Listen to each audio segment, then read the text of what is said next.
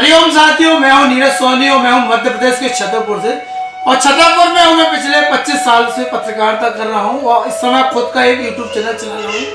17-18 साल दैनिक भास्कर जैसे न्यूज़पेपर में दिए हैं और उसके बाद पत्रकार न्यूज़पेपर में मैं रहा हूं और अब खुद का मैं चैनल चला रहा हूं। वो इसलिए क्योंकि देश की मीडिया ने जो विश्वास खोया है इस देश के अंदर, देश के सांस्कृतिक, आध्यात्मिक और महापुरुषों पर आघात करके इस देश की मीडिया ने भरोसा समाज का खो दिया है।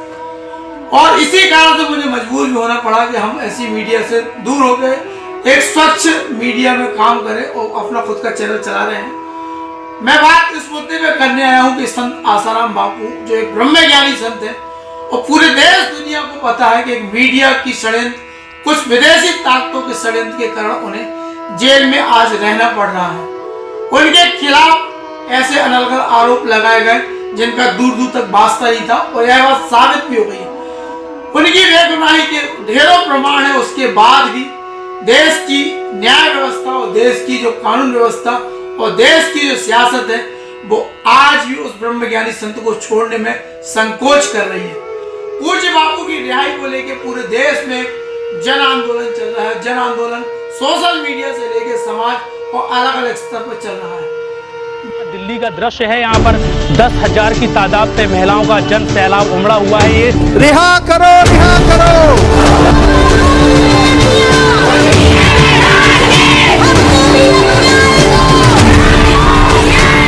भारत जो है वो महिलाओं पुरुष दोनों को एक स्तर पे रख करके महिलाओं को गाड़ी के 2 पहिए हैं। थाने के अंदर का दृश्य है, यहाँ पर लोग बड़ी शांति से बैठे हुए हैं।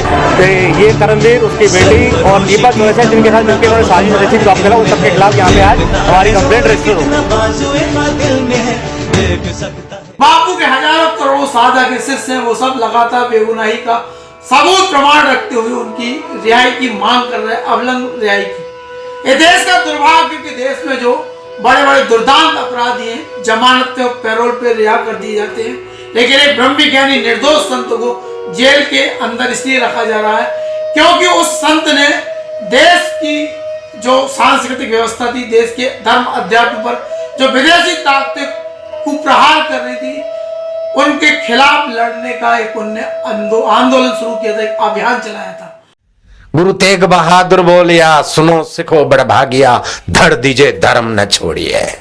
स्वधर्मे निधनम श्रेयम पर धर्म भयावह। अपने धर्म में मर जाना कबूल है, दूसरे धर्म दुखदायी भयावह है।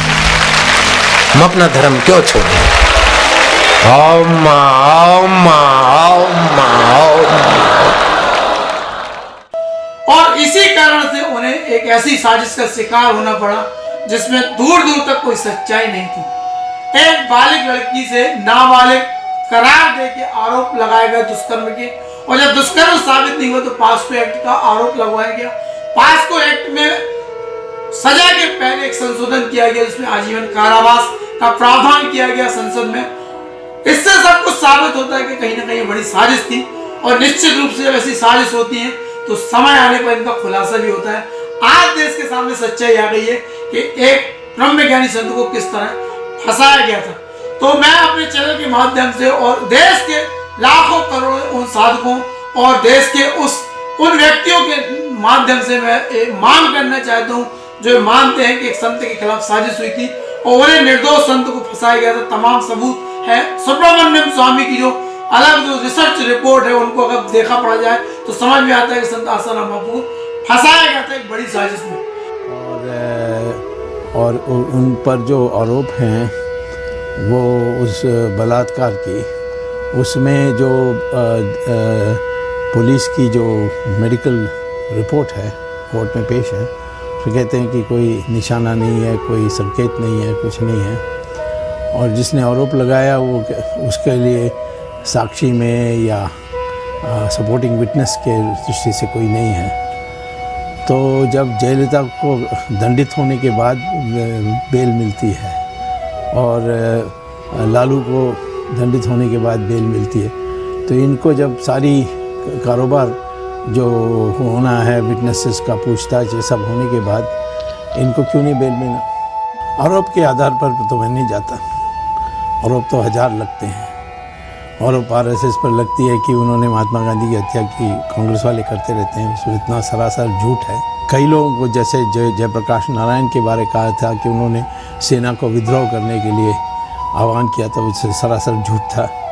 तो आरोप पर तो नहीं ना जा सकता, आरोप तो सब पर लगते हैं और लगाना बहुत आसान है। सवाल है कि आधार क्या है, और उस आधार के अनुसार मैं कह सकता हूँ कि इस केस में कोई दम नहीं है। आपको लगता है वो निर्दोष है? इस विषय में तो मुझे लगता है कि इनको निर्दोष और बरी करना ही पड़ेगा। तो मैं मांग करता हूं कि ऐसे संतों को, निर्दोष संतों को जल्दी से जल्दी जेल से रिहा किया जाए, ताकि देश में जो सांस्कृतिक राष्ट्रवाद है, अध्यात्म है, धर्म की पुनर्स्थापना हो सके और धर्म के खिलाफ, देश के खिलाफ जो साजिशें हो रही उनको कुचला जा सके। हरिओम।